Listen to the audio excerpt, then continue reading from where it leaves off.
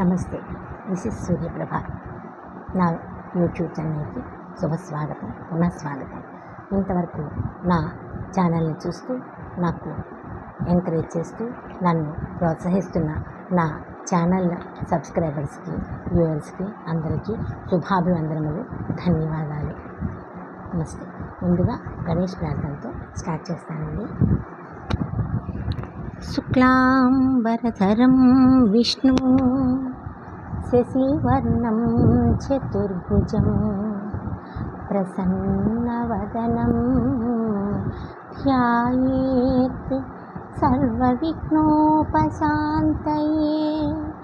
అగజా ఆనన పద్మార్కం గజానన మహర్నిశం అనేకదం తం భక్తానాం ఏకదంత ఉపాస్మహే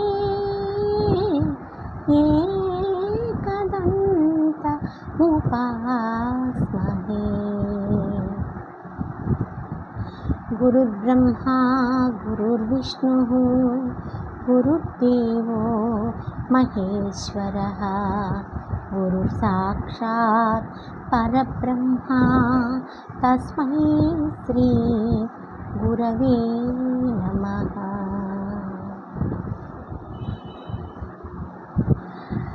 ఈరోజు కొంచెం భక్తి గురించి మాట్లాడుకుందాం మొట్టమొదటి. కాబట్టి నేను చాలా కాలం కిందట, అంటే ఈ ఛానల్ స్టార్ట్ చేసిన మొట్టమొదట్లో అరుణాచలం వెళ్ళొచ్చి అరుణాచలం వీడియోని పోస్ట్ చేశాను. పోస్ట్ చేస్తే నా ఒక వెల్ విషర్ అందులో నాకు ఒక కామెంట్ చేశాడు, మేడం ఇంత మూఢభక్తిని ప్రచారం చేయొద్దండి అని నాకు కామెంట్ పెట్టాడు.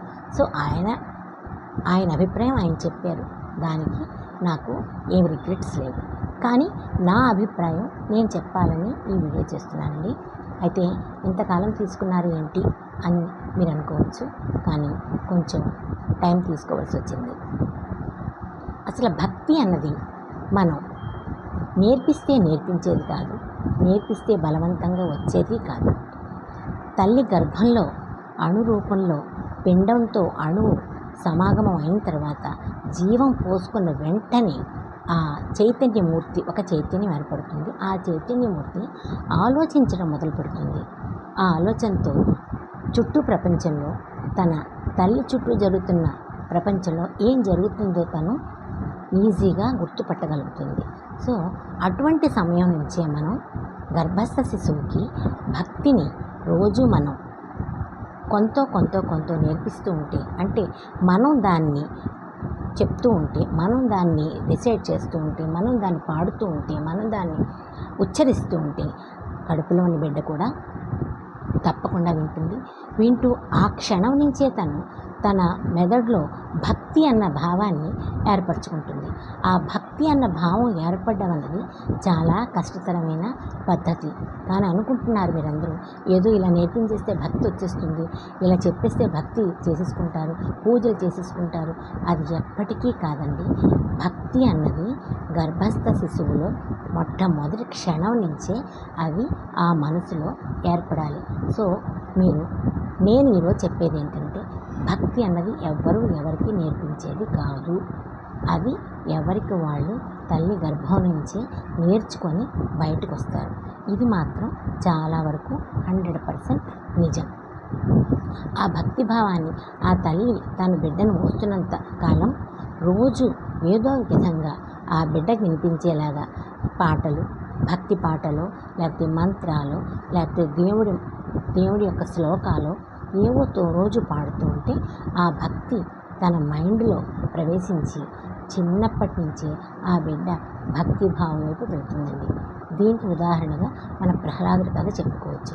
సో ఇప్పటి నుంచి నేను చెప్పేది ఏంటంటే, తల్లిదండ్రులందరూ కూడా పిల్లలకి మన హిందూ ధర్మాన్ని చిన్నప్పటి నుంచే వాళ్ళకి నేర్పించేలాగా మనం ప్రోత్సహించాలి.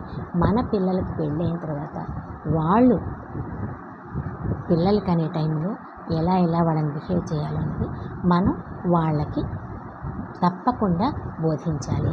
ఇది నా యొక్క ఒక ప్రప్రథమమైన రిక్వెస్ట్. సో అందరూ ఈ రిక్వెస్ట్ని పాటిస్తారని నేను మనస్ఫూర్తిగా నమ్ముతున్నాను. నేను చెప్పింది మీకు నచ్చితే ఈ వీడియోకి లైక్ చేసేయండి, ఎవరికైనా షేర్ చేయొచ్చు.